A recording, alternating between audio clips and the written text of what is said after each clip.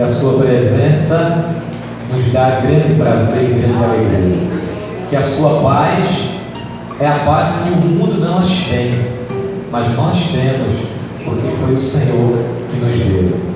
Amém? Convidar a irmã Ilka para estar recolhendo dízimos e ofertas, pedir ajuda de Nininha também aqui para auxiliar a Ilka. Enquanto os irmãos dizimam e ofertam a casa do Senhor, neste culto de oração, nós estaremos louvando ao Senhor.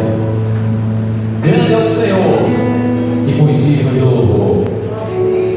A Ele seja a nossa adoração. Que você possa adorar a Deus com a sua oferta. Que você possa adorar a Deus com os seus dízimos.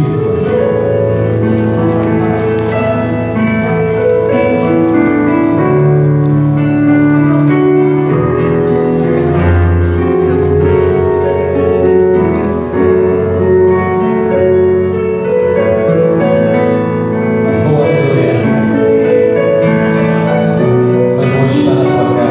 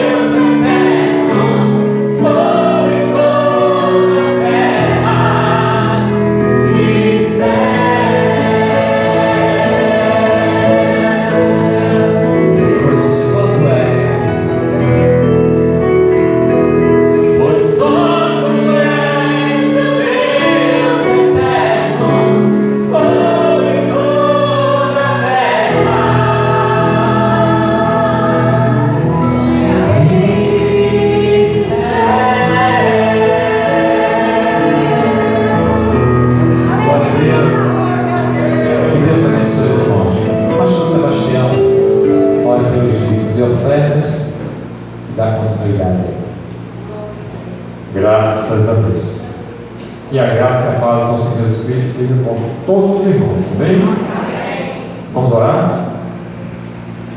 Pai querido, Pai amado, nós apresentamos diante de Ti os dízimos e ofertas dos Teus servos. Ó Deus, continua abençoando, continua abrindo portas, Senhor, dentro de porta, para abençoar o Teu povo. Ó Deus, ajuda aqueles Teus servos que tiveram desejo em seus corações, mas não puderam, Senhor. Estende a Tua mão poderosa, Pai Santo. Abre porta de trabalho, Senhor, para que os Teus servos possam glorificar e exaltar o Teu santo nome. Nós assim te agradecemos por tudo, em nome de Jesus, amém. Aleluia. Nossa escola dominical está suspensa, né? Um tempo, mas eu creio que tudo isso passa, né, irmãos?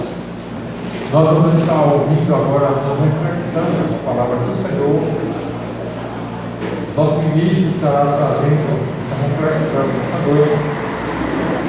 E nós estaremos recebendo mais do Senhor nessa noite, através da Sua palavra.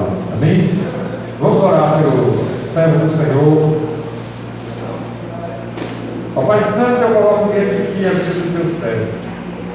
Usa-o como instrumento, Senhor, para que através da vida dele, Senhor, o Teu nome seja exaltado, Pai Santo.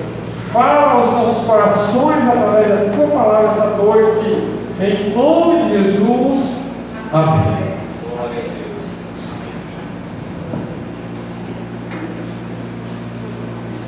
Graças a Deus, abençoados. Abra a palavra de Deus no livro de Ageu. Ageu, capítulo 1. Ageu fica aí quase que fronteira com o Velho e o Novo Testamento. Profeta menor, Ageu.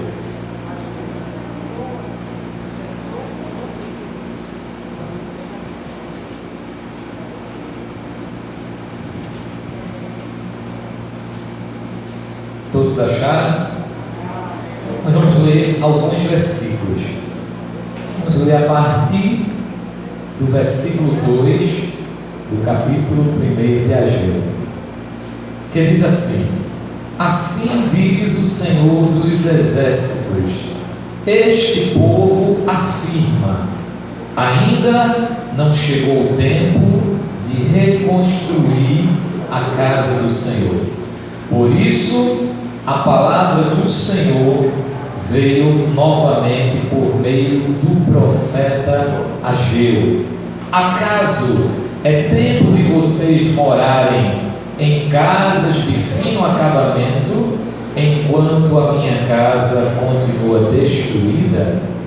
Verso 5: agora assim diz o Senhor dos exércitos, vejam aonde os seus caminhos os levaram.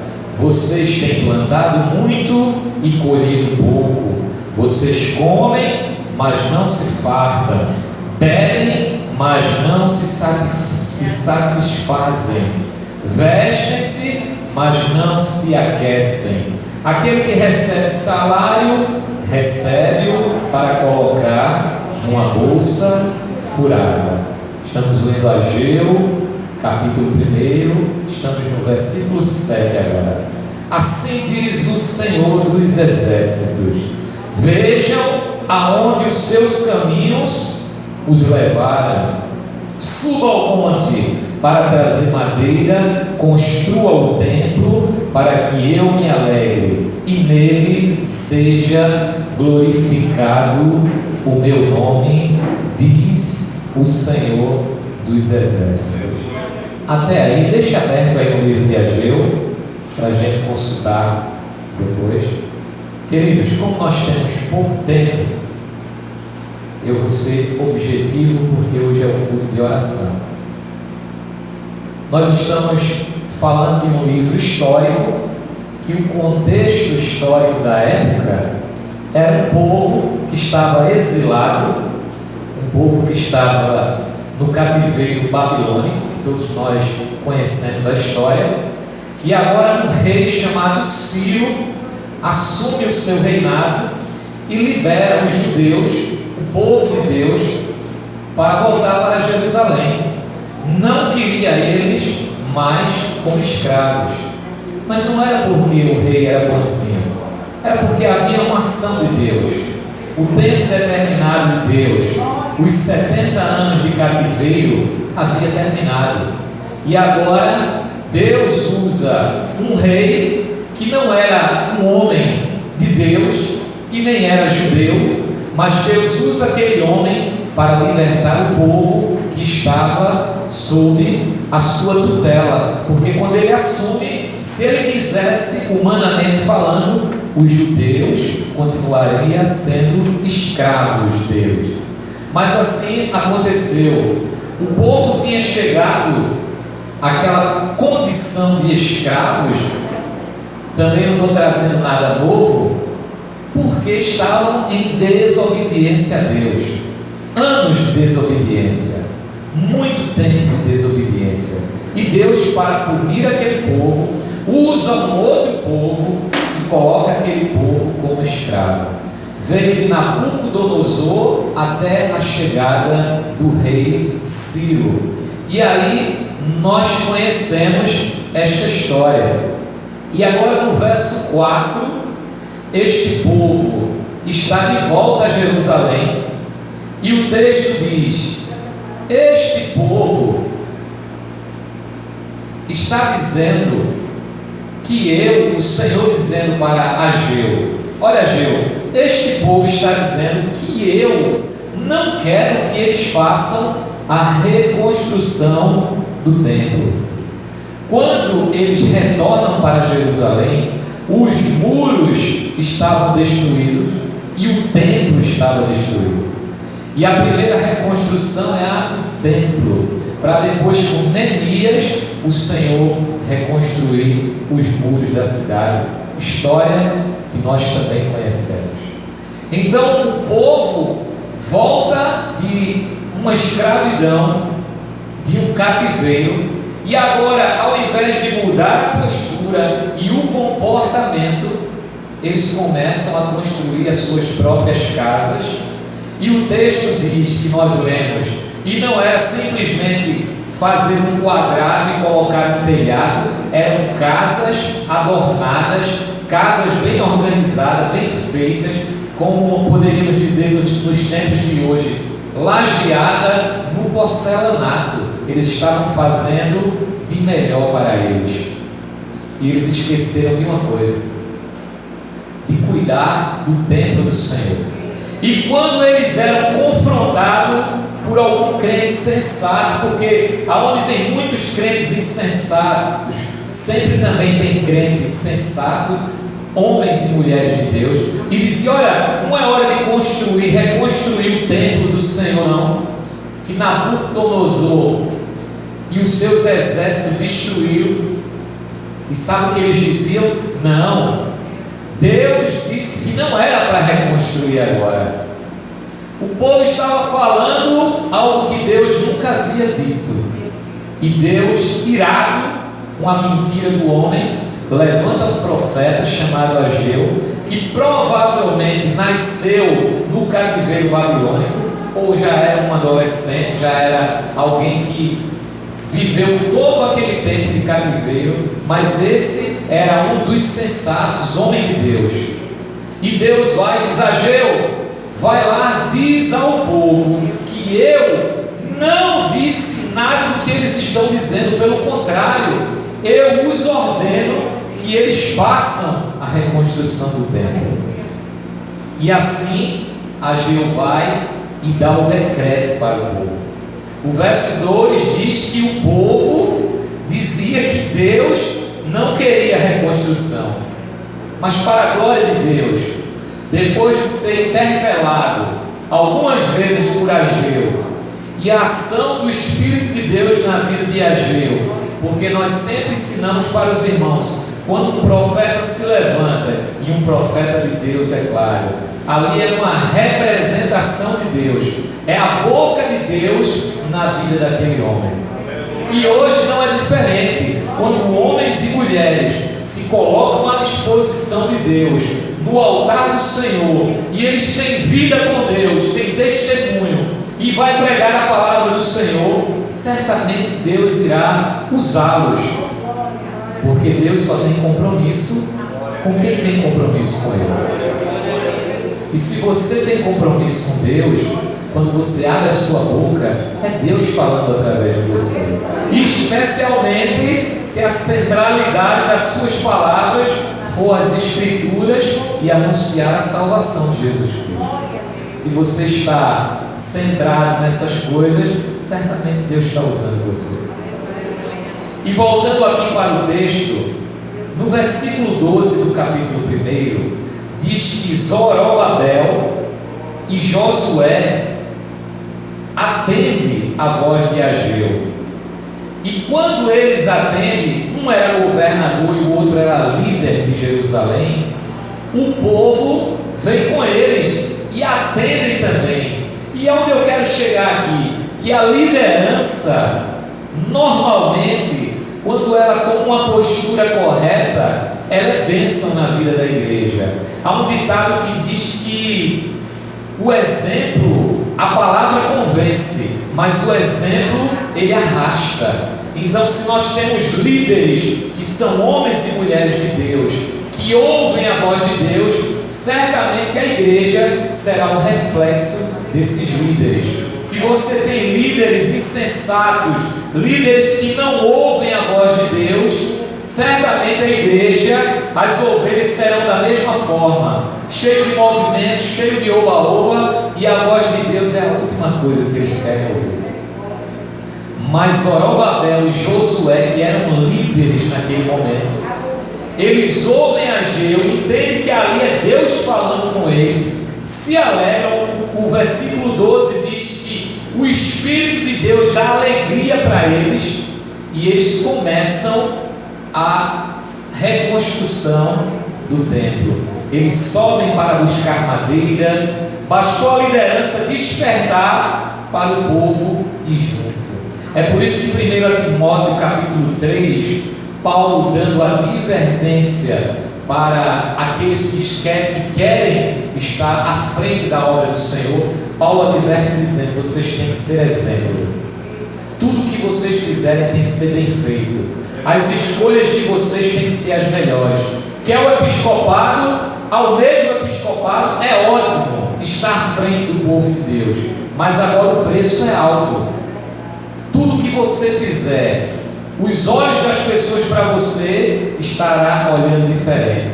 As suas escolhas, o seu comportamento, o seu casamento, os seus filhos, a sua vida tem que ser exemplo para outro. Porque o mesmo texto vai dizer: se eu e você não conseguimos como líder organizar a nossa casa, como vamos organizar a casa do Senhor? Então a responsabilidade de quem almeja estar à frente da obra do Senhor, não apenas o pastor da igreja, seja em qualquer função, você tem que ser o exemplo. Quando você entra num grupo de louvor, no coral, você tem que entender que agora você está à frente de uma obra, de um ministério da igreja, e você tem que ser exemplo. É verdade que o exemplo teria que ser em todos os sentidos, membro congregado, mas especialmente os que estão à frente da obra do Senhor. E para a glória de Deus, esses líderes, eles encabeçaram a reconstrução, e assim as coisas aconteceram. E agora eu quero fazer um paralelo. 90% das pregações que eu ouço durante a semana, eu gosto de ouvir pregações no YouTube, estão usando os tempos que estamos vivendo, o tempo contemporâneo, essa pandemia. Sempre há uma reflexão em cima deste momento que estamos vivendo, que não é um momento fácil. E eu quero fazer aqui uma ilustração paralela. Nós estávamos 60 dias em média, ou um pouco mais, na chamada quarentena em nossas casas. Aqueles que estão no grupo de risco não poderiam sair para lugar nenhum. Aqueles que são idosos não poderiam sair para lugar nenhum. E alguns que se consideram saudáveis estavam indo no mercado, na padaria, e alguns até trabalhando. Mas onde eu quero chegar?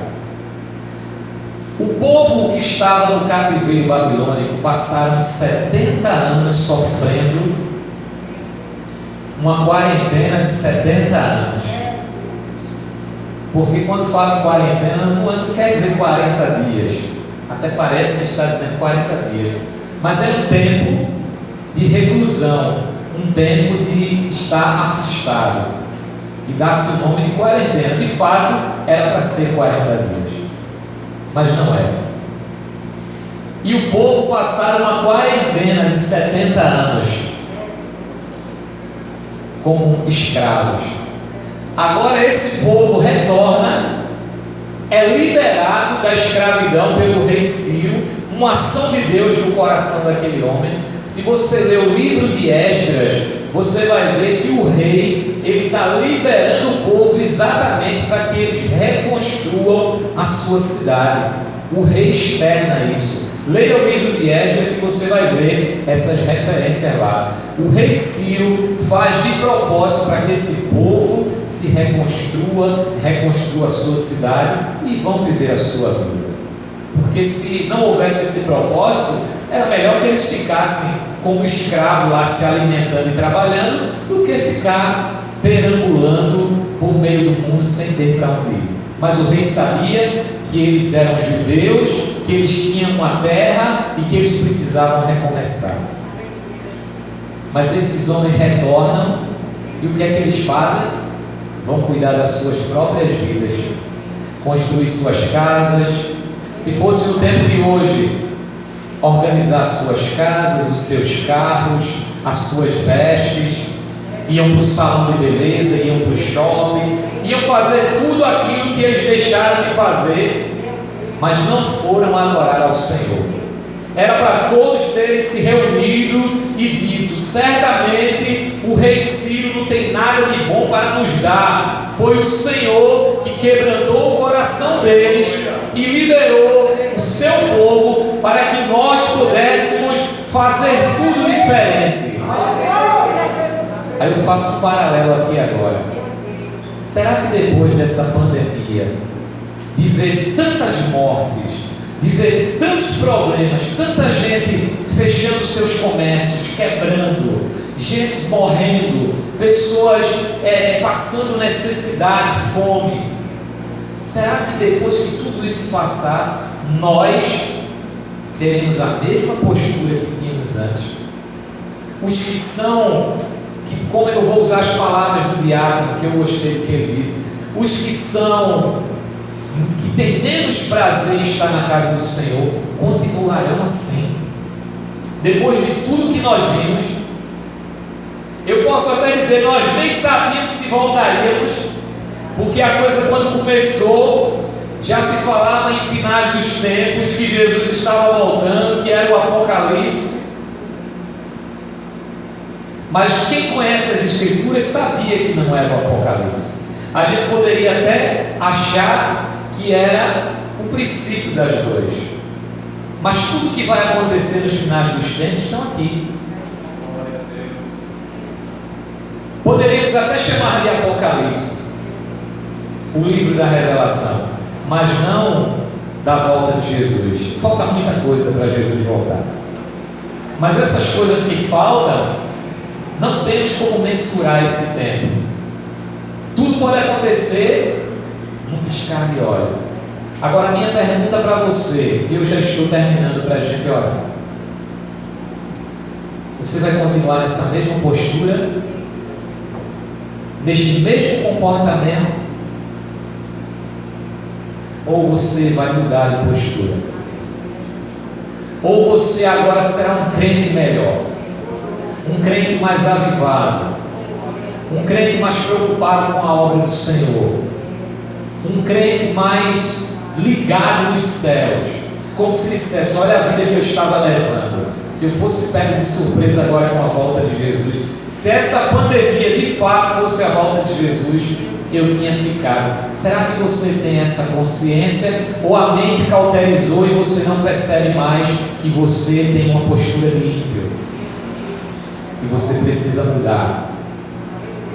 Mudar o seu comportamento, mudar as suas atitudes, se possível mudar as suas vestes, mudar o seu vocabulário, a sua forma de olhar as pessoas e principalmente ter uma vida inclinada para as coisas de Deus, ter prazer na casa do Senhor, ter prazer na obra do Senhor. Ou será que você vai continuar vivendo num mundo de fantasia que só você conhece e só você vive? Eu quero concluir te dando duas opções. E eu vou chamar aqui de dois caminhos, embora sabemos que só há um caminho. Primeiro, você tem a escolha de permanecer no exílio, na Babilônia, na desobediência e continuar sendo quem você é. Mas agora vai entrar um versículo bíblico na segunda opção, que a maioria dos pregadores já começam a pregação por ele, mas não dá um contexto histórico e nem diz o porquê que ele está colocando aquele versículo. Porque o objetivo desse pregador é alegrar a igreja, e eu não estou aqui para alegrar a igreja, eu estou aqui para alegrar o coração do Senhor. Abri minha boca para dizer aquilo que Deus mandou que eu dissesse. E mesmo se você não der atenção, eu vou estar em paz com Deus, porque eu entreguei aquilo que Deus me propôs a entregar.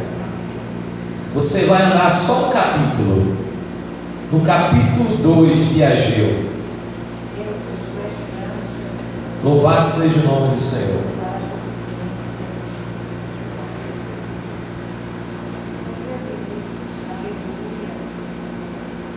Se você escolher a obediência, se você escolher mudar a postura, e a partir de agora você olhar Deus como Deus é e não como você quer que Ele seja, porque quando eu olho Deus como eu quero que Ele seja, as coisas serão do meu jeito.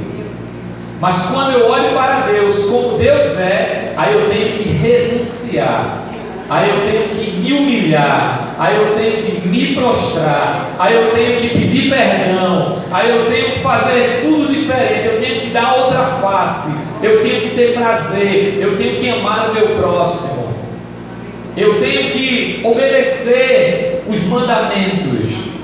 Aí isso aqui vai se cumprir na tua vida.